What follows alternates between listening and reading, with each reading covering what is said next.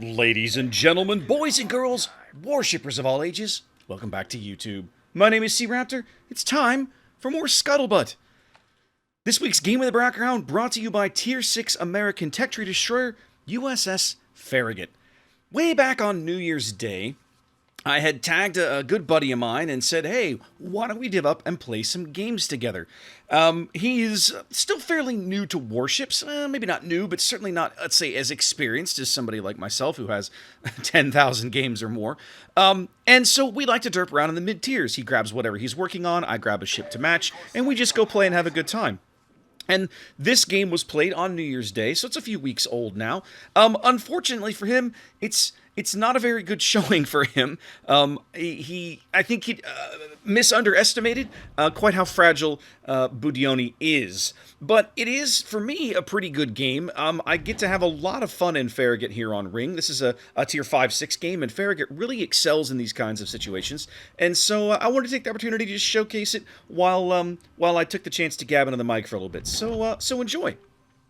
What's going on in shooty boats? Well, it is patch week, guys. This week will be the big commander skill change that was teased late last summer. That is finally coming to the servers. Patch day here on NA is Wednesday, and then I believe it's Thursday here, Thursday for EU, and I think is it EU and Asia? I think NA and RU patch on Wednesday, and Asia and EU patch on Thursday. But anyway, bottom line is, wherever you play in the world, this change is coming very, very soon. Now, what does this mean for you? Well, there's a lot to unpack.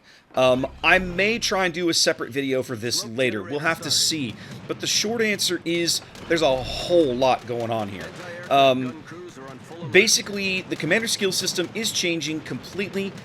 Everybody is getting, like, every ship class is getting its own tech tree, its own skill tree, I should say, which is honestly something that they probably have needed to do for a while. It feels bad that it's coming kind of this late, I suppose. Our last major change to the commander skill system was 4 years ago, but I do feel like it's kind of one of these things. Yeah, we really do need this, guys. This needs to come. So this will be good to finally have. There's more going on in the patch. There's some balance changes that go along with the patch notes and everything else, so definitely check that out. I'm like I said, I haven't quite yet decided if I'm going to do a separate video on this, but what I do know I'm going to do is I'm going to adjust my streaming schedule. So here's how this is going to work. If you want to, especially if you're on EU, you want to get a kind of a preview of this and what it's going to look like, come on by Wednesday night. Ordinarily, my stream schedule is Tuesday night and Thursday night here on NA. I'm actually going to make a change. I'm going to move that Tuesday stream to Wednesday so we can all get a look at the patch and the skills and talk through things and see them in action and so on and so forth. So I'll be doing Wednesday, Thursday night this week, and I might throw on a stream on Friday morning, which would allow everybody to kind of participate a little bit, regardless of whether or not you're in EU or wherever. The reason for that is my birthday is this week, and I had such a good time doing a birthday stream last year that part of me kind of wants to do one this year, but I can't do one today, which is my actual birthday, today being Monday the 18th. That's not going to work. I got to work today.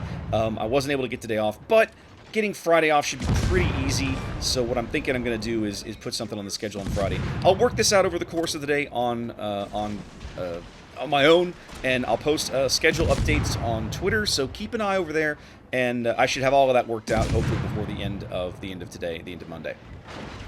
What else is going on? I mean, there's the commander skill change alone is worthy of lots to talk about. However, there is more going on. Wargaming got around to announcing just late last week the next line that is coming to the game. We know, of course, Italian battleships have been in super testing for a couple patches now. They've announced that those will, I believe, enter early access next month with update 10.1, which should be probably towards the end of February, which means we'll probably see that line in full line in, I don't know, March, maybe March or April, somewhere along that line, depending on how slow they want to roll it out.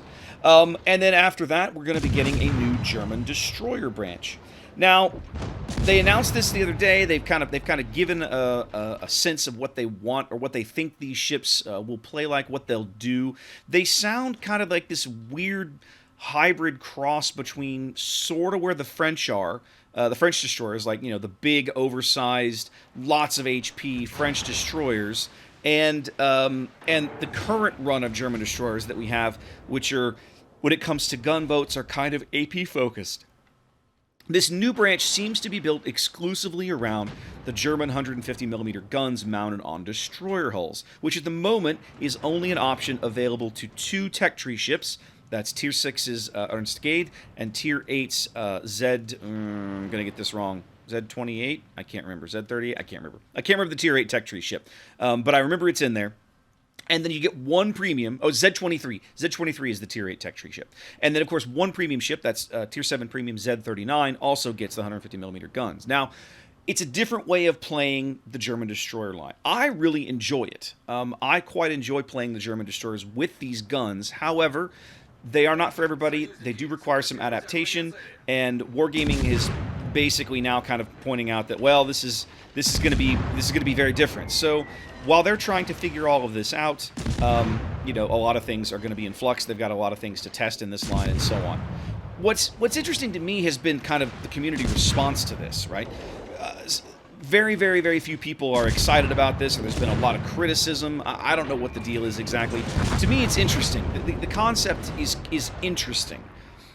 It's all like anything in this game, it's going to come down to the execution. Wargaming has decided what ships they want to make. They've come up with a design concept. Now they have to refine that design concept as something that works on the board, as we would say, right? If the ship doesn't work when you take it into play, well, then you got to go back to the drawing board and make a change. But the community, just based on the stats, is already just crapping all over these ships. Oh, they're worthless. Oh, they're carrier food, blah, blah, blah, blah, blah. It's like, all right, well, I mean, yeah, but everybody, like so many quote-unquote big-name community contributors and whoever all said the same thing about the French destroyers, right? You can go back and look. The French destroyers were widely lambasted. Oh, they're carrier food, they're DOA, they're trash. And yet we know that's not the case. It's demonstrably not the case. Just look at, I mean, the French destroyers are a different challenge, right? They are not the easiest destroyers to play, but they're good ships, and they're a lot of fun, and they're different. And what's wrong with different, right? Why does every destroyer have to be a torpedo boat or a gunboat or have low detection? None of these things are true, right? Wargaming has the option, and I love it when they take these options to start experimenting within the design space of what we expect out of a class.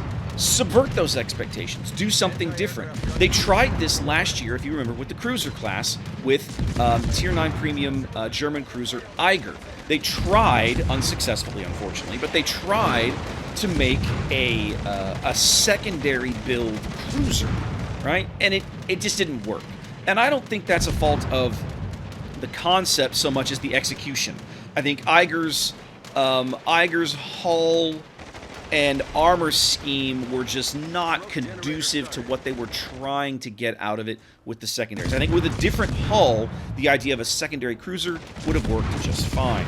But in this instance, it didn't work. They went back to the drawing board, they changed the ship. The end result of Eiger is still a ship that is a lot of fun. If you own an Eiger, you see people play one on stream or whatever on YouTube, you can tell, like, it's a fun ship to play. It just didn't go where they wanted it to go. That's okay, right? We have to be willing to let Wargaming try new things, sometimes fail, and then go back to the drawing board and try again, as long as the end result is fun and enjoyable, right? Mocking them for trying things, trying to break out of the molds of the expectations of the game, of the classes, is only going to stagnate the design of new ships, right? Now, I'm going to caveat this by saying I'm not gonna give them a pass when I think the design of ships is boring or unfun, and I'm looking at you, Kansas, Vermont, and Minnesota, okay? Like, but that's a personal choice, right? There's obviously people that enjoy these ships. God help them. That's fine. That's their choice. But, you know, to me, those ships are not enjoyable because they are so bloody slow. So, all right, fine. But, you know, especially when we're in the, you know, design / super testing phase, guys, you know, give them a break. Like, let them play around, all right? There's a reason that some of the testing we see never comes to the public, and the reason for that is the community has amply demonstrated in the past that they're not capable of giving Wargaming the opportunity to try new things in view of the public, right? That's one of the reasons that so many the test ships are now all locked behind a wall where we can't show them on stream, right? Because because YouTubers and streamers would show them and would rail about how crappy they are, and then get everybody riled up about how crappy they are. It's like, guys, they aren't done yet. You're ragging on a ship that's still in testing. Calm yourself. But anyways, so bottom line is, let's reserve a little judgment and see what happens with these things, okay?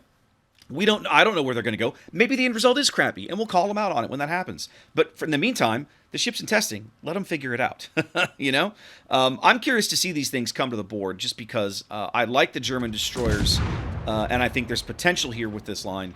But I think we just, you know, give them a little bit of grace. I realize that there have been plenty of occasions that wargaming has disappointed us, all right? That happens. That's going to happen, because at the end of the day, it's a company for humans, run by humans. Mistakes happen, all right? But in the interim, let's have a little bit of rationality about the whole thing, okay? Anyways, yeah, that's pretty much all I kind of wanted to say today. Keep an eye on the updated stream schedule. Come by this week.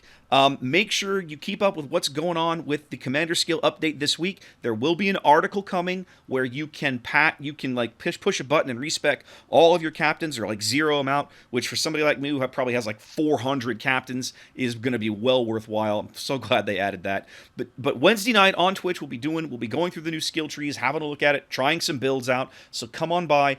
You know me, I'm a cruiser player, guys, so if you're interested in some cruiser builds, that's probably going to be my early focus, is going to be cruisers and destroyers. I want to try out some of the new AA skills, see how they work, see if it's a help, and so on and so forth, okay? Anyway, guys, appreciate you watching. Thanks for everything. Be safe out there, and I'll catch you next time.